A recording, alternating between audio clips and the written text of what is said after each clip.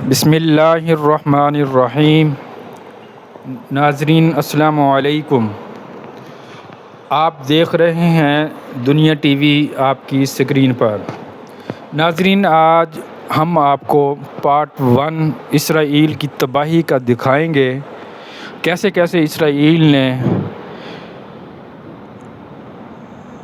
ایران پر حملہ کیا اور جواب میں ایران نے کیسے اسرائیل کی تباہی مچائی، اسرائیل کی اینٹ سے اینٹ بجائی، اسرائیل کو تقریباً مفلوج کر کے رکھ دیا ہے۔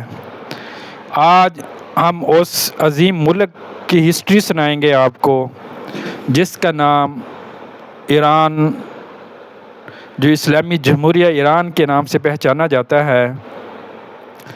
جب دشمن کا میزائل ایران کے آسمانوں پر گرتا ہے تو زمین نہیں، آسمان کانپ اٹھتا ہے، کیونکہ ایران صرف ایک جغرافیہ نہیں بلکہ ایک نظریے کا نام ہے۔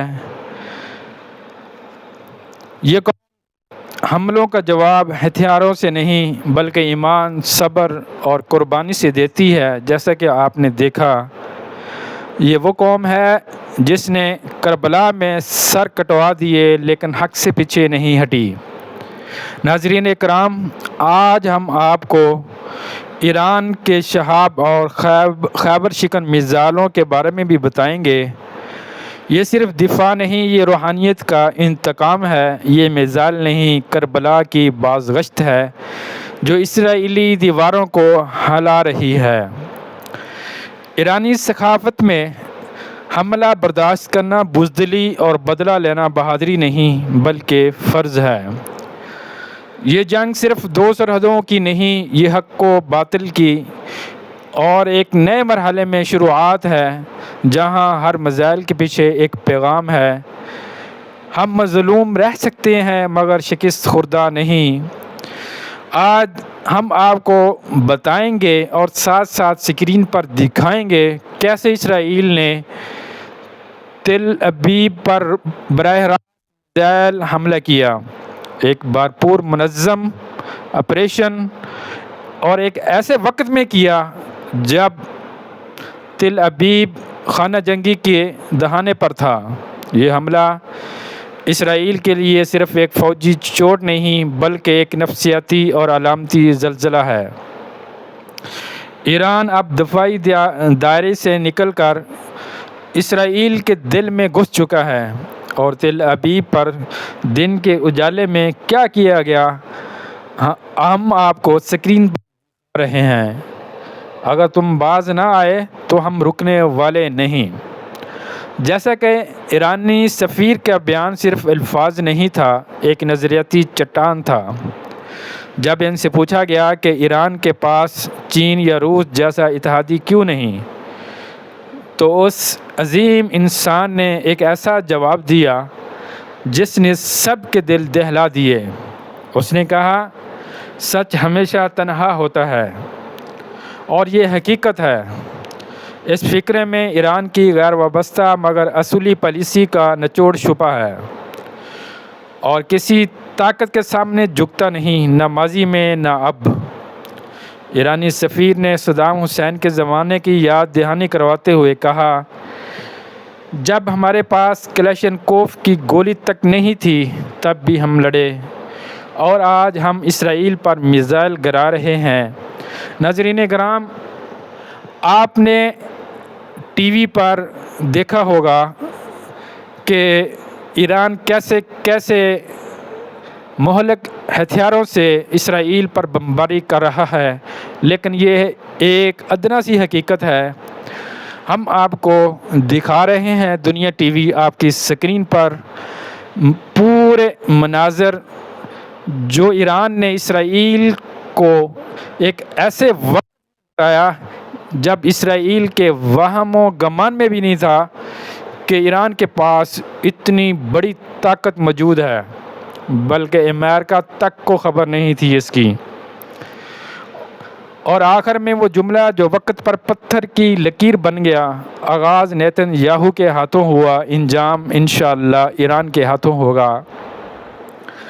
تہران میں بڑے پیمانے پر اسرائیلی فضائی حملے رپورٹ ہوئے، لیکن شدید دھماکوں سے آسمان پر دھواں چھا گیا، لیکن ایران نے ہمت نہ ہاری۔ ایران نے بھی مزاحمت شروع کی اور انشاءاللہ اسرائیل کے F-35 طیارے 4 اور دوسرے طیارے 20 مار گرائے اور ایک پائلٹ فیمیل گرفتار کر لی۔ ایران کا فضائی دفاع مکمل الرٹ ہے اور جوابی کارروائی کی تیاری مکمل ہے۔ یہ جنگ اب خفیہ نہیں رہی، دن کی روشنی میں وہ جنگ نظر آ رہی ہے جو رات کی تاریکی میں لڑی جا رہی تھی۔ ناظرین کرام، آپ سکرین پر دیکھ رہے ہیں کیسے اسرائیل اپنی ہٹ درمی کی وجہ سے باز نہیں آ رہا، لیکن الحمدللہ ایران نے پوری طرح اسرائیل کو مفلوج کر کے رکھ دیا ہے۔ اسرائیل کا دفاعی نظام، اس کے ایئرپورٹس، اس کی ایجنسیز کے دفاتر، کوئی ایسی چیز نہیں چھوڑی جو ایران نے الحمدللہ اسرائیل کی تباہ نہ کی ہو۔ اب نیتن یاہو زمین دوز ہو چکا ہے، اس کے اوپر ہیبت ہے کہ کہیں ایرانی میزائل اسی کو ڈھیر نہ کر دیں، لیکن انشاءاللہ وہ وقت ضرور آنے والا ہے جب نیتن یاہو اس صفحہ ہستی سے مٹ جائے گا۔ اور الحمدللہ ایران تنہا نہیں، ایران کے ساتھ پاکستان کھڑا ہے، پاکستان کی عوام کھڑی ہے، پاکستان کی سیاسی قیادت کھڑی ہے، لیکن اللہ تعالیٰ کی غیبی مدد بھی ایران کے ساتھ ہے جو ایران کو بلند حوصلے عطا فرما رہی ہے۔ اگر آج ایران اکیلا ہے تو کل سب اکیلے مریں گے، کیونکہ اب وقت ہے کہ سب اسلامی ممالک ایران کے ساتھ کھڑے ہو جائیں۔ اس میں کوئی شک نہیں، یہ امریکہ اور اسرائیل کی پالیسی ہے کہ مسلمانوں کو ایک ایک کر کے مارا جائے، کیونکہ مسلمان اپنے مفادات کی خاطر علیحدہ کھڑے ہیں۔ آپ شام سے لے کر ایران تک دیکھ لیں، عراق، لبنان، سب مسلمان اسرائیل کے سایہ تلے ہیں، لیکن اللہ تعالیٰ کی غیبی مدد ایران کے ساتھ کھڑی ہے اور پاکستان بھی ایران کے ساتھ کھڑا ہے۔ ناظرین کرام، آپ سکرین پر دیکھ رہے ہیں کہ تل ابیب اور حفیفہ جیسے بڑے شہر اب محفوظ نہیں رہے۔